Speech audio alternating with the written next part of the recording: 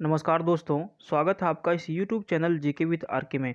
दोस्तों, आप इस वीडियो में देखने वाले हैं बिहार सरकार के द्वारा पुलिस सब इंस्पेक्टर आने की दारोगा के लिए वैकेंसी निकाला है और उसी में कुछ पोस्ट सर्जेंट के भी जुड़े हुए हैं।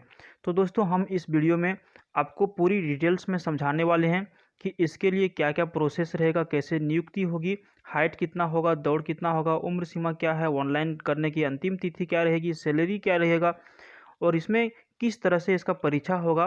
ठीक है, तो सारा कुछ हम आपका क्लियर करने वाले हैं। दोस्तों, आपके लिए ये बहुत बड़ा अपॉर्चुनिटी है। मैं तो आपसे यही कहूँगा कि यदि आप इस फॉर्म को भरना चाहते हैं तो सबसे पहले वीडियो को आप अंत तक जरूर देखिएगा, क्योंकि आपको हम पूरे डिटेल्स में समझाने वाले हैं, ताकि दोस्तों समझ के फॉर्म को भरिएगा तो बढ़िया रहता है। तो चलिए हम लोग यहाँ पर शुरू कर लेते हैं। सबसे पहले हम यहाँ पे बात करेंगे इसका ऑनलाइन करने की जो तिथि रखा गया है वो कितना रखा गया है। तो दोस्तों, यहाँ पे देख पा रहे हैं 16/8/2020 दिन रविवार से लेकर के 24/9/2020 दिन गुरुवार तक आप इसको ऑनलाइन फॉर्म भर सकते हैं। और यहाँ पे देखिए जो सीट की जो नाम है वो क्या है, पुलिस सब इंस्पेक्टर और सार्जेंट, जिसमें सीटों की संख्या यहाँ पे आप देख लीजिए। यहाँ पे देखिए सीटों की जो संख्या है, दारोगा का जो सीट है वो है 1998 सीट और सार्जेंट का जो सीट है वो है 215 सीट। सैलरी आपको इसमें कितना दिया जाएगा, तो देखिए 35,400 से स्टार्ट होकर के 1,12,400, यानी कि दोस्तों सैलरी की बात ही मत कीजिए, बहुत ज़्यादा सैलरी है। और ये बहुत ही मस्त जॉब, आप समझ रहे हैं, दारोगा, किसी भी थानेदार का आप दारोगा रहेंगे, थानेदार रहेंगे आप किसी भी थाना का, तो ये अपने आप में ये बहुत बड़ा बात है। और दोस्तों, ये तीसरा विज्ञापन है बिहार सरकार के द्वारा निकाला गया है जो। तो दोस्तों, इसमें हम बात करेंगे कि इसका जो लिखित परीक्षा जो होगा वो किस तरह से होगा। सबसे पहले यहाँ पे बात आता है कि यदि आप फॉर्म को भरते हैं फिर उसका एग्जामिनेशन होगा, उसके बाद ही अगला प्रोसेस हो पाता है। तो चलिए यहाँ पे जिस तरह से दिया गया है इसमें हम डिटेल्स में आपको समझाते चलेंगे। तो यहाँ पे देखिए सबसे पहले लिखित परीक्षा के बारे में दिया गया है। तो यहाँ पे देखिए इसका लिखित परीक्षा जो होगा वो दो टाइप का होगा, एक होगा पीटी और एक होगा मेंस। तो पीटी में दोस्तों यहाँ पे देखिए टोटल 200 अंक का प्रश्न पूछा जाएगा, 200 अंक का, 200 नंबर का, और प्रश्नों की संख्या रहेगी 100। समय दिया जाएगा आपको 2 घंटा। ठीक है, और उक्त पत्र में सामान्य ज्ञान एवं समसामयिकी मुद्दों के से संबंधित प्रश्न पूछे जाएंगे, जिसमें कम से कम आपको 30% अंक हासिल करना जरूरी है। आपको पता है कि 30% से कुछ होने जाने वाला है नहीं, लेकिन ये क्वालिफाइंग करने के लिए कम से कम यदि आपका 30% आता है तो ही आप मेंस में जा पाएंगे, जिस तरह से कट ऑफ आएगा। और दूसरी बात यहाँ पे आता है मुख्य परीक्षा के बारे में। तो देखिए यहाँ पे आपका जो मेंस होगा वो मेंस में भी आपका 2 पेपर रहेगा। एक पेपर रहेगा आपका हिंदी का, जो 200 अंकों का होगा। कितने अंकों का होगा? 200 अंकों का होगा, और 2 घंटा आपको समय दिया जाएगा, और जिसमें टोटल 100 प्रश्न होंगे। और ये जो आपका रहेगा ये क्वालिफाइंग पेपर रहेगा। इसका जो नंबर आपको मिलेगा वो नंबर आपका क्या होगा, मेरिट में जाके नहीं मिलेगा। लेकिन मेरिट आपका बनेगा कैसे, तो मेरिट आपका बनेगा यहाँ से देखिए, द्वितीय पत्र सामान्य अध्ययन का होगा, जो सामान्य विज्ञान, नागरिक शास्त्र, भारतीय इतिहास, भारतीय भूगोल, गणित एवं मानसिक योग्यता जांच से संबंधित होगा। तो ये आपका मेंस का पेपर है। इसमें टोटल 200 नंबर का प्रश्न रहेगा और 100 क्वेश्चन पूछे जाएंगे, 2 घंटा आपको समय दिया जाएगा। नेगेटिव मार्किंग है दोस्तों, यदि आप गलत प्रश्न का यदि आप गलत उत्तर देते हैं तो आपका यहाँ पे देखिए 0.2 अंक काटा जाएगा। उत्तर पुस्तिका 2 प्रतियों में होगी, जिसकी एक प्रति आयोग के पास सुरक्षित रखा जाएगा। तो ये जो एग्जाम होगा यहाँ पे स्पष्ट नहीं लिखा है कि ऑनलाइन होगा कि ऑफलाइन होगा। ठीक है, और दूसरे में यहाँ पे देखिए मुख्य लिखित परीक्षा के आधार पर रिक्तियों के 6 गुना अभ्यर्थियों का चयन कोटिवार मेघानुसार शारीरिक दक्षता परीक्षा के लिए किया जाएगा। आपको बता दें एक चीज़ यहाँ पे छूट गया, यहाँ पे क्या छूट गया हमारा, कि यहाँ पे जो पीटी, आप मान के चलिए पीटी का जो परीक्षा होता है और मेंस में जाने के लिए ये आपका यहाँ पे पीटी से आप परीक्षा लिखें, इसमें यानी कि एक मेंस का एग्जाम लिखने के लिए 20 लड़कों को यहाँ पे रिजल्ट दिया जाएगा, यानी कि 20 गुना, एक सीट का 20 गुना रिजल्ट यहाँ पे दिया जाएगा पीटी में। और ये झारखंड में क्या होता है, झारखंड में होता है 15 गुना। ठीक है, एक सीट के लिए। तो यहाँ पे देखिए पीटी तो बहुत ही आसान हो जाएगा आपके लिए, क्योंकि आप लोग का तैयारी तो बिल्कुल हो ही गया होगा। और दूसरे बात में आता है, मान के चलिए दोस्तों, इसमें जो मेरिट लिस्ट बनेगा यानी कि मेंस एग्जाम लिखने के बाद, तो उसमें क्या होगा, यहाँ पे देखिए मेगा सूची टाई होने का दिशा निर्देश। टाई होने का मतलब ये है कि मान के चलिए 2 अभ्यर्थी हैं जिनका आ गया 175 नंबर और दूसरे का भी आ गया 175 नंबर, तो ये दोनों मेगा क्रम में किस तरह से आएंगे, तो पहले वाला जो 175 नंबर आएंगे, जिनका एज थोड़ा सा ज़्यादा होगा, इनको वरीयता दी जाएगी और इनको थोड़ा नीचे इनको किया जाएगा। ठीक है, तो इस तरह से इसका आएगा। अब हम यहाँ पे आते हैं उम्र सीमा के बारे में, जो बहुत ही ज़्यादा ज़रूरी है। तो देखिए उम्र सीमा जो रखा गया है जनरल वाले पुरुष के लिए कम से कम जो है 20 साल रखा गया है और मैक्सिमम यहाँ पे 37 साल रखा गया है। यदि आप OBC 1 या O2 में किसी भी तरह में आते हैं तो मिनिमम यहाँ 20 साल रखा गया है और मैक्सिमम यहाँ पे 40 रखा गया है OBC वालों के लिए। और जो महिला हैं जनरल कैटेगरी के, ठीक है, और OBC वालों के लिए जो महिलाएं हैं उनकी उम्र सीमा मिनिमम 20 वर्ष और मैक्सिमम यहाँ पे 40 वर्ष रखा गया महिलाओं के लिए, चाहे अनारक्षित से हों चाहे पर OBC से हों।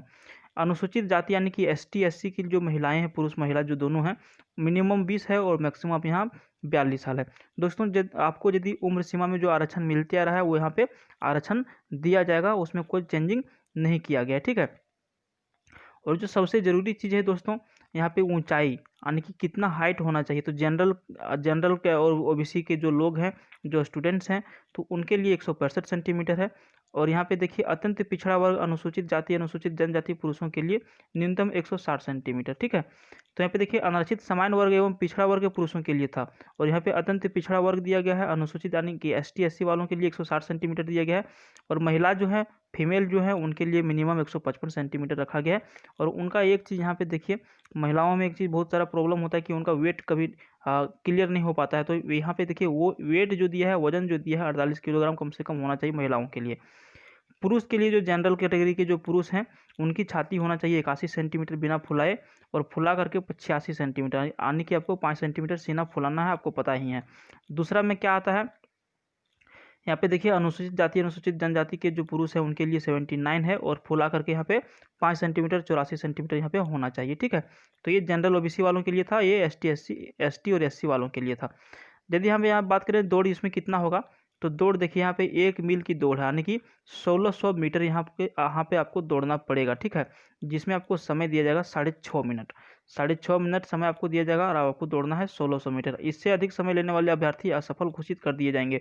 आपको दोस्तों इसमें आपको बता दें कि 6.5 मिनट का जो समय आपको पूरा दिया जाएगा, आप यदि इसके अंदर घुस जाते हैं तो आपको दौड़ यहाँ पे क्लियर हो जाएगा। यहाँ पे आर्मी जैसा दौड़ इसमें नहीं होता है। और ऊंची कूद, अच्छा महिलाओं के लिए यहाँ पे देखिए, महिलाओं के लिए जो दौड़ है उनको 1 किलोमीटर दौड़ना है और इनको समय दिया जाएगा 6 मिनट, और इससे अधिक जो समय लेंगे उनके लिए ये असफल घोषित किए जाएंगे। ऊंची कूद है, लॉन्ग जंप है, पुरुष के लिए 4 फीट है और महिला के लिए 3 फीट है न्यूनतम। लंबी कूद भी है, पुरुष के लिए 12 फीट, महिला के लिए 9 फीट। गोला फेंक है, ठीक है, आप इसको थोड़ा समझ लिए, क्योंकि जनरली दूसरे एग्जाम में गोला फेंक नहीं होता है, लेकिन इसमें गोला फेंक रखा गया है। तो ये इसका वजन जो होता है 16 पाउंड का गोला होता है और न्यूनतम 16 फीट आपको फेंकना है, ठीक है। गोला फेंक में लोहा का बना हुआ होता है, गोला जैसा रहेगा, हाथ में आपका आ जाएगा, इसको क्या करना है, थ्रो करना है, फेंकना है। तो आपको 16 पाउंड का गोला 16 फीट फेंकना है। महिलाओं के लिए 12 पाउंड का गोला होता है, जिनको 10 फीट फेंकना होता है, ठीक है। और अब यहाँ पे हम बात करते हैं सीटों का बंटवारा के लिए। तो अनुसूचित जाति के लिए यहाँ पे देखिए टोटल सीटों की संख्या 333 है, और महिलाओं के लिए आरक्षित है 35%, तो उसमें से 124 आ जाता है। अनुसूचित जनजाति के लिए 17 सीट है, 6 सीट महिलाओं के लिए है। अत्यंत पिछड़ा वर्ग के लिए 387 सीट है, 147 महिला के लिए जाता है। पिछड़ा वर्ग से यदि आप आते हैं तो 280 सीट है, महिला 94 सीट है। आर्थिक रूप से कमजोर वर्ग के लिए 199 है, 59 है महिला के लिए। और पिछड़ा वर्गों के लिए महिला जो पिछड़ा वर्ग के हैं तो उनको 3% आरक्षण दिया गया है। इसमें आते हैं पदों की संख्या 58, और इसमें यहाँ पे क्षैतिज रिजर्वेशन में कुछ नहीं आता है। जनरल से यदि आप हैं तो इनके लिए है 724 और 253 महिला के लिए। तो टोटल दारोगा की संख्या हो गया 1998 और सार्जेंट की संख्या हो गया 683।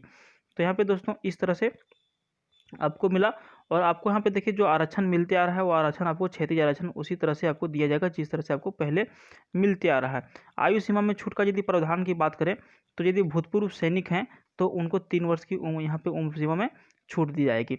यहाँ पे दोस्तों यदि आपको उम्र सीमा में छूट लेना है तो थोड़ा सा आपसे रिक्वेस्ट करेंगे कि इसको थोड़ा स्क्रीनशॉट कर लीजिए, आप बाद में यहाँ पे पढ़ लीजिएगा, क्योंकि वीडियो लंबा होने की संभावना बन रही है, इसलिए यहाँ पे आपको थोड़ा सा पढ़ना है, ठीक है।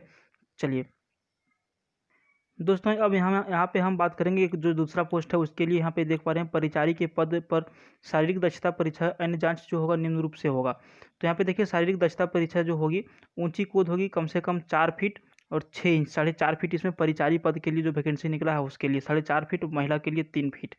लंबी कूद जो है 15 फीट, उसमें 12 फीट था दरोगा में, इसमें 15 फीट किया गया है, और महिला के लिए न्यूनतम 9 फीट किया गया है। गोला फेंक यहाँ पे देखिए 16 पाउंड का आपको 20 फीट फेंकना है, उसमें कम था, और यहाँ महिला के लिए 12 पाउंड का गोला 10 फीट फेंकना है।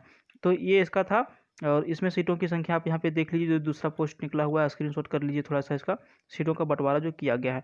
क्षैतिज आरक्षण आपको जिस तरह से मिलते आ रहा था उसी तरह से मिलेगा, उम्र सीमा में भी छूट उसी तरह से है। ठीक है दोस्तों, यदि आपको इसके बारे में कुछ ज़्यादा जानकारी लेना है और तो सर्वप्रथम यहाँ पे देखिए एक वेबसाइट दिया गया है www.bpssc.bis.nic.in पर आप जाके विजिट कर सकते हैं और इसके बारे में आप विशेष जानकारी ले सकते हैं। ठीक है दोस्तों, एक बहुत ही ज़रूरी सूचना है आपके लिए कि आपके पास कम से कम एक मोबाइल नंबर, ऐसा मोबाइल नंबर होना चाहिए जिससे आप जो है सो मान के चलिए जब इसका एग्जामिनेशन होगा, एडमिट कार्ड होगा, तो उस टाइम जो मैसेज भेजा जाता है साइड वहाँ से संस्था के द्वारा, तो उस टाइम आपके पास मैसेज कम से कम पहुँच जाना चाहिए। यदि आपके पास मोबाइल नंबर आप नहीं देते हैं, फिर गलत देते हैं, अवैध मोबाइल नंबर दर्ज कराते हैं, तो आपको जो भावी जो उम्मीद है आने की मैसेज जो आपके पास पहुँचेगा वो नहीं पहुँचेगा, और यहाँ पे क्या होगा, संस्था क्या होगी उसके लिए जिम्मेवार नहीं होगा। तो आपको दो चीज़ ध्यान रखना, हमेशा जो सही देना है ईमेल आईडी और फ़ोन नंबर, क्योंकि इससे मैसेज आते रहते हैं। ठीक है, और यहाँ पे 5 नंबर में देखिए क्या लिखा है कि यदि आप बिहार के निवासी हैं तो हाँ चुनें, अन्यथा नहीं चुनें। तो यहाँ पे देखिए आपको यदि बिहार के आप रेसिडेंशियल हैं तो आपको डोमिसाइल सर्टिफिकेट क्या होगा, यहाँ पे देना पड़ेगा। ठीक है, तो आपको यहाँ पे लिंक आने की फॉर्म भरने के यहाँ पे दिशा निर्देश दिया गया है, तो आप जब फॉर्म भरिएगा उस टाइम आपको बिल्कुल इसका जानकारी हो जाएगा। ठीक है, और उसके लिए आपको कोई परेशानी की सामना नहीं करना पड़ेगा, बहुत ही आसान है फॉर्म को भरना। तो दोस्तों आज के वीडियो में इतना ही, मिलते हैं फिर किसी दूसरे वीडियो में। उम्मीद करता हूँ कि आप लोग ये फॉर्म को जरूर भरेंगे, क्योंकि अच्छा चलिए आपको भुगतान के बारे में बता देते हैं। एग्जामिनेशन फी यहाँ देखिए भुगतान करने की जो यहाँ पे सामान्य कैटेगरी वाले जो लोग हैं, पुरुष और महिला दोनों, उनके लिए 700 रखा गया है। EWS के जो पुरुष महिला हैं उनके लिए 700 रुपये रखा गया है।